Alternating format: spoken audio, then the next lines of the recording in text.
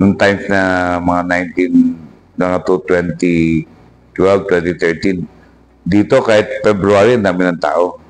Nagsuffer lahat kasi umina talaga nung nabago bakasyon.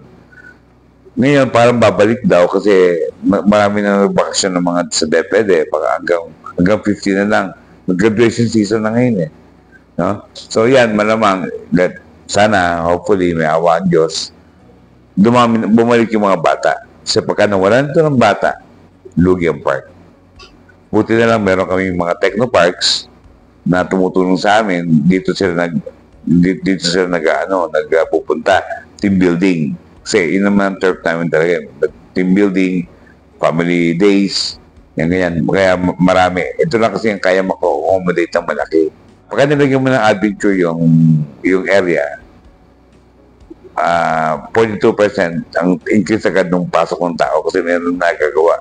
This month, I'm expecting siguro an average, siguro last month siguro mga 20,000 yan. This month, slightly higher, siguro mga 30. Sa May, sobrang dami yan. Mga 50,000 yan to 40,000.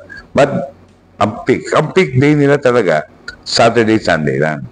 Maluwag dito, Monday to Friday.